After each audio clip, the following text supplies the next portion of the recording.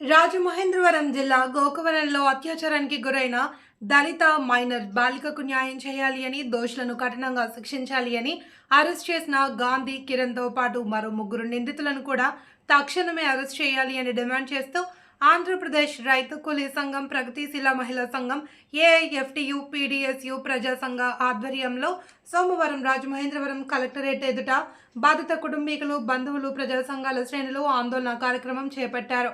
బాధిత మైనర్ బాలికకు న్యాయం చేయాలి అంటూ నినదించారు. అనంతరం కలెక్టరేట్ పీజీఆర్ఎస్ లో వినతి పత్రం ఇచ్చారు.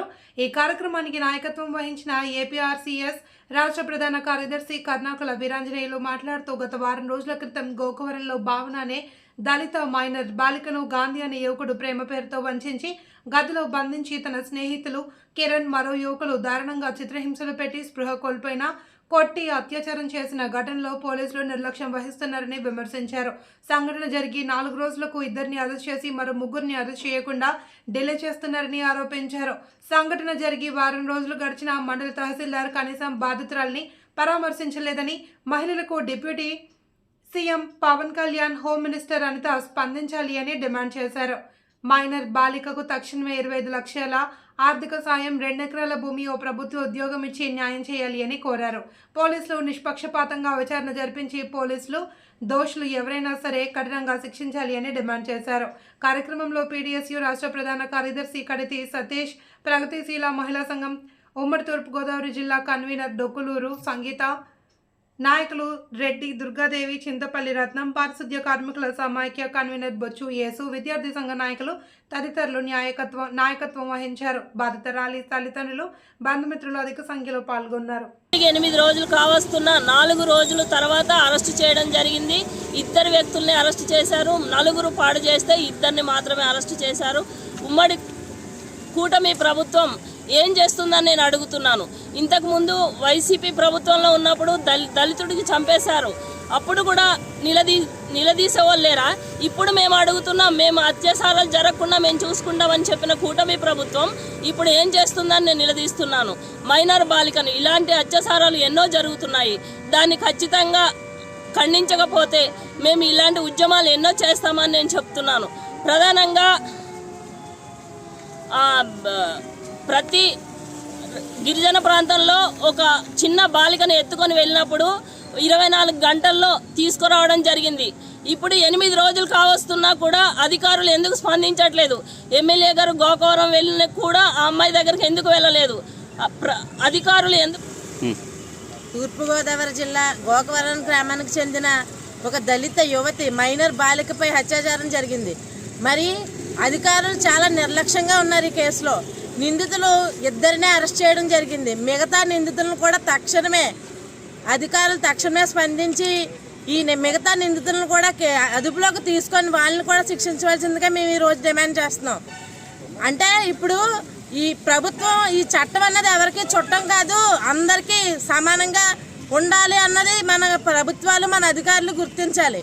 ఎందుకంటే కేవలం రాజకీయ పొత్తు ఉందన్న కారణం ఒక్కదానితోనే వీళ్ళు ఏవైనా చేయొచ్చని ఇలా విజృంభించడం అన్నది పద్ధతైన విషయం అసలు కాదు.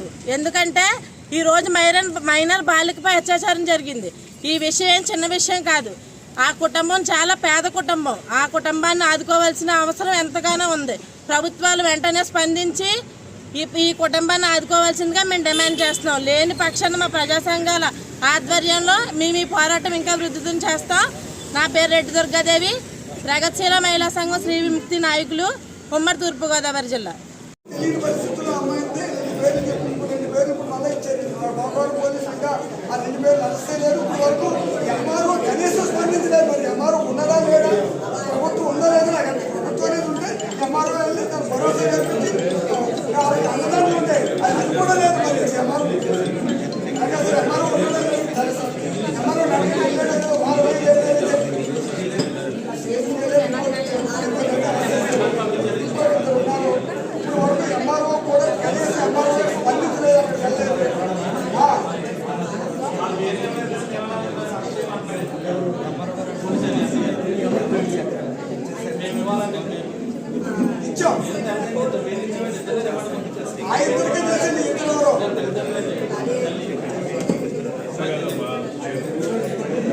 పడిపోయింది అమ్మాయి పేరు చెప్పి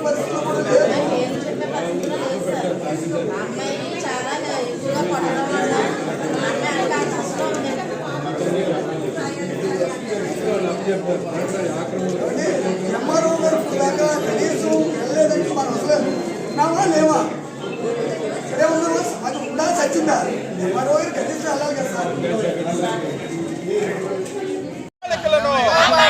కఠినంగా శిక్షించాలి. భావన అత్యాచారం చేసిన నిందితులను వెంటనే భావనను అత్యాచారం చేసిన నిందితులను వెంటనే ఆదుకోవాలి. భావనను ప్రభుత్వం తక్షణమే ఆదుకోవాలి. భావనను న్యాయం చేయాలి. మైనర్ బాలిక భావనకు న్యాయం చేయాలి. మైనర్ బాలిక భావనకు న్యాయం చేయాలి. మైనర్ బాలిక భావనకు అరికట్టాలి. బాలికలపై హత్యలు అత్యాచారాలు అరికట్టాలి. బాలికలపై హత్యలు అత్యాచారాలు కాపాడాలి. బాలికలను కామాంధుల నుంచి కామాంధుల నుండి బాలికలను కామాంధుల నుండి బాలికలను